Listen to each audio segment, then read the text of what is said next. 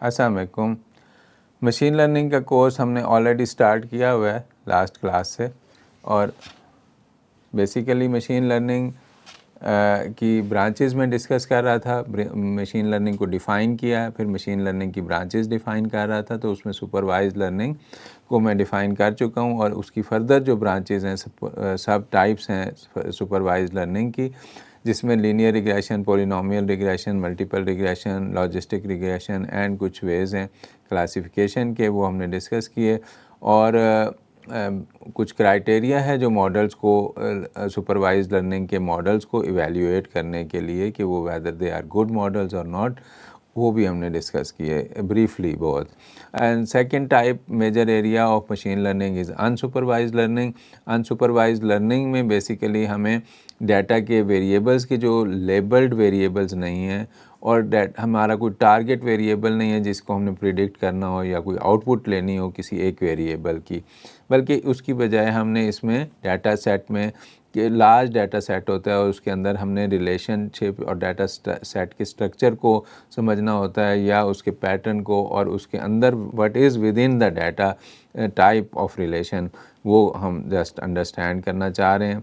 तो common techniques जो हैं इसकी अनसुपरवाइज लर्निंग के अप्लाई करने की, क्लस्टरिंग है, जिसमें one is K means clustering या हायरार्किकल क्लस्टरिंग, और सेकंड टाइप जो है एक अनदर टेक्निक है separate dimensionality reduction technique, and उसका जो ना other way round principal component analysis भी उसका नेम है। क्लस्टरिंग जो है उसमें हम डाटा पॉइंट्स को क्लस्टर्स में ग्रुप्स करते हैं बेस्ड ऑन सिमिलैरिटी, एंड उसमें हम के मीन क्लस्टरिंग भी है एक टाइप, एक हायरार्किकल क्लस्टरिंग भी है। तो इसमें हम ऑब्जेक्टिव ये है कि जो डाटा पॉइंट एक क्लस्टर में कलेक्ट किए जाएं उनका सिमिलर नेचर हो, सिमिलर करेक्टरिस्टिक्स हों, प्रॉपर्टीज़ हों, तो वो बेस्ड ऑन हम कोई क्राइटेरिया फॉर एग्जांपल मीन या डिस्टेंस की बेस पे हम जो सिमिलर होते हैं उनको क्लस्टर करते जाते हैं। हायरार्किकल क्लस्टरिंग में फर्दर जो है एग्लोमेरेटिव क्लस्टरिंग भी है, जिसमें हम सारे क्लस्टर्स के एक एक पॉइंट को अलग-अलग कंसीडर करते हैं और फिर वन बाय वन कलेक्ट करते जाते हैं। जबकि ऑन द अदर साइड हम ये भी कर सकते हैं कि सारे पॉइंट्स को एक ही क्लस्टर में कंबाइन कर लिया जाए और फिर स्प्लिट किया जाए, और फिर similar clusters one by one हम ड्रॉ करें। इसमें एप्लीकेशंस जो हैं क्लस्टरिंग की, मार्केट सेगमेंटेशन है, इमेज सेगमेंटेशन है, और बायोलॉजिकल डाटा एनालिसिस है। सेकंड जो टेक्निक है principal component analysis, basically dimensionality reduction technique भी इसलिए कहते हैं इसको कि हमारे पास एक लार्ज नंबर ऑफ़ वेरिएबल्स होते हैं डाटा सेट में, और वो लेकिन हम उनमें से कुछ ड्रॉप करते हैं। बेस्ड किस तरह हम बनाते हैं कि ये जो large data set of variables है, बेसिकली ये सब आपस में कोरिलेटेड वेरिएबल्स हैं, और हम जो फाइनल हमारा सेट ऑफ वेरिएबल्स होता है वो सेट ऑफ अनकोरिलेटेड वेरिएबल्स होता है। तो उसमें से हम कुछ वेरिएबल जो एक मेजर हम जिनकी वेरिएशन जो को कवर करते हैं, या जिनका इफ़ेक्ट मेजर होता है, एक तरह से हम कह लें वेरिएशन मेजर होती है, हम उससे स्टार्ट करते हैं। सबसे पहले जो सबसे ज़्यादा वेरिएशन करने वाला वेरिएबल है उसको इफ़ेक्ट करने वाला उसको रखते हैं अपने पास, और उसके फिर सिमिलर जो वेरिएबल्स हैं कोरिलेटेड वेरिएबल्स वो उसके साथ के ड्रॉप कर देते हैं। इसी तरह फिर सेकंड वेरिएबल सेलेक्ट करते हैं जिसका सेकंड वेरिएशन हो जो कॉज कर रहा हो, और उसके सिमिलर वेरिएबल्स भी कोरिलेटेड वेरिएबल्स भी ड्रॉप करते चले जाते हैं। तो इस तरह वन बाय वन हम एक लास्ट पे एक ऐसे set of less number of variable वाले ऐसे सेट ऑफ वेरिएबल्स के साथ हम वी आर लेफ्ट विद कि जो अनकोरिलेटेड होते हैं आपस में, लेकिन वो मेजर वेरिएशन को कवर कर रहे होते हैं, डाटा के पैटर्न को मेनली वो कवर कर रहे होते हैं। समझें तकरीबन 99% या 99.9% वो कवर कर रहे होते हैं। सेकेंड एक मेजर एरिया जो हॉट एरिया भी है, natural language processing. Natural language processing में कुछ टेक्निक्स हैं, स्टेप्स हैं बेसिकली अप्लाई करने के, उसके NLP इसको कहते हैं। टेक्स्ट इसमें और लैंग्वेज को एनालाइज़ किया जाता है, टेक्स्ट को एनालाइज़ किया जाता है टेक्स्ट प्रोसेसिंग टेक्निक्स के दो तीन स्टेप्स हैं। टोकनाइजेशन उसको कहते हैं कि पहले हम सेंटेंसेस को स्मॉल वर्ड्स में ब्रेक करते हैं। स्टेमिंग हम इसको कहते हैं कि हम जो वर्ड्स हैं हमारे उनके जो रूट समझें एक तरह से हैं वर्ड्स, जो भी वर्ड्स हमने ब्रेक किए हैं उनके रूट वर्ड्स को फिर रिटेन किया जाता है। जैसे अगर हमारे पास कोई राइटिंग लिखा हुआ है कहीं तो हम उसका राइट वर्ड रखेंगे राइटिंग की बजाय, और सेकंड या थर्ड वर्ब है या कोई कंटिन्यूस वर्ब है आईएनजी लगा हुआ है तो उसकी बजाय हम उसका रूट वर्ड रख लेंगे।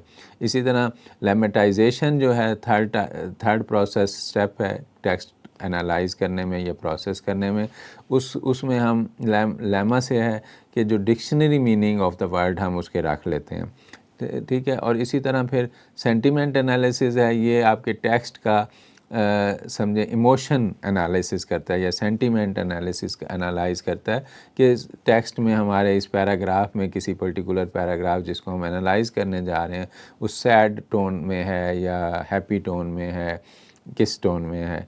और टॉपिक मॉडलिंग में हम उसका मेन थीम उसका एनालाइज कर लेते हैं। इसी तरह रिकमेंडर सिस्टम्स हैं। रिकमेंडर सिस्टम जो हैं इनके दो टाइप्स हैं, कोलैबोरेटिव फ़िल्टरिंग और फिर कंटेंट बेस्ड फ़िल्टरिंग लिखा हुआ है हमने।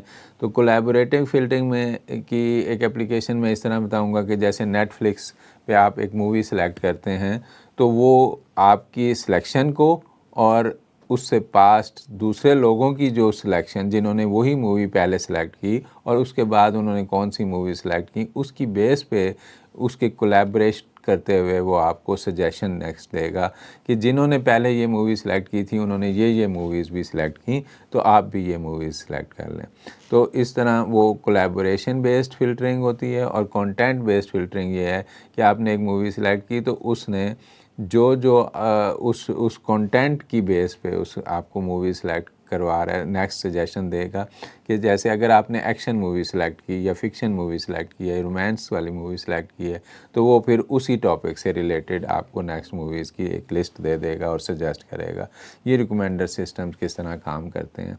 और डीप लर्निंग एक हमारे पास और मेजर एरिया है, सबसेट है मशीन लर्निंग का, जिसमें हम न्यूरल नेटवर्क्स पे काम करते हैं और इसमें लेयर बाय लेयर काम करते हैं तो इसलिए इसको हम डीप लर्निंग भी कहते हैं। और deep learning basically neural networks की इसकी फर्दर 3 टेक्निक्स हैं। ANN जिसमें हम न्यूरॉन्स पे काम करते हैं, बेसिक टेक्निक है और actually stands for artificial neural network. और CNN है हमारा कन्वोल्यूशनल न्यूरल नेटवर्क। RNN है जो रिकरेंट न्यूरल नेटवर्क है। और ये डिफरेंट टेक्निक्स हैं हमारे पास। ANN किस तरह किन केसेस में जैसे डील करता है और RNN जो handling text and time series को इस तरह हम डिफरेंट ये डीप लर्निंग में हम एप्लीकेशन है।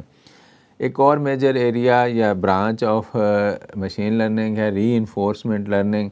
इसमें हमने मशीन लर्निंग की वो टेक्निक है जिसमें हम सॉफ्टवेयर को डिसीजंस लेने के लिए कहते हैं और इस तरह से उसको ट्रेन करते हैं और डिसीजंस लेने के लिए अलाउ करते हैं कि वो ऑप्टिमल रिज़ल्ट दे, जैसे मैक्सिमाइज़ करे। ऑप्टिमल मीन मैक्सिमम करे रिज़ल्ट्स को। इसके जो एरियाज़ हैं आप देखें, अगर इसके कुछ स्टेप्स हैं कि agent interacts with the environment, agent takes action based on the policy, environment responds with a reward and new state, and agent updates its policy to maximize cumulative reward over time। ये 4 steps हैं basically. तो basically इन 4 steps को किसी game में जैसे explain करें कि जैसे गेम में आप एंटर होते हैं तो आप एजेंट हैं और गेम के एनवायरनमेंट में एंटर हो गए और उसके बाद आपने कोई एक्शन लिया, उसने एनवायरनमेंट ने गेम के एनवायरनमेंट ने उसको रिस्पॉन्ड किया, आप फिर उसके रिज़ल्ट में अपनी पॉलिसी अपडेट करते हैं कि आपका गेम स्कोर जो है मैक्सिमाइज़ हो जाए। तो दैट इज़ रीइंफोर्समेंट लर्निंग कि बेसिकली आप इंटरेक्ट करते हैं और एक दूसरे से लर्न कर रहे हैं। तो ये इसकी एग्जांपल जो रीइंफोर्समेंट लर्निंग के टाइप्स हैं उनमें game playing, robotics and autonomous vehicles हैं। ऑटोनोमस व्हीकल्स जो हैं जैसे ये मैंने आपको थोड़ा सा बताया है गेम प्लेइंग में कि agents learn to play games by maximise, क्योंकि हमने कहा रीइंफोर्समेंट लर्निंग हमारा वो है कि जिसमें हम मैक्सिमाइज़ कर रहे होते हैं, ऑप्टिमाइज़ कर रहे होते हैं चीज़ों को। तो learn to play games by maximising their score, जिस तरह गेम्स में हम हिट एंड ट्रायल से लर्न कर रहे होते हैं और स्कोर को मैक्सिमाइज़ कर रहे होते हैं। इसी तरह सेकंड टाइप रोबोटिक्स, जो हम एक एप्लीकेशन ऑफ रीइंफोर्समेंट लर्निंग है, जिसमें वो वॉकिंग या ग्रैस्पिंग से ऑप्टिमाइज़ करता है अपने एक्शंस को, और बेस्ड ऑन रिवॉर्ड्स भी, कि वो देखता है सही काम हो गया तो वो फिर उसको और इम्प्रूव करता है। ऑटोनोमस व्हीकल्स जो हैं जैसे, वो भी इम्प्रूव करती हैं अपनी स्ट्रेटजीज़ को and from the by the feedback of the environment.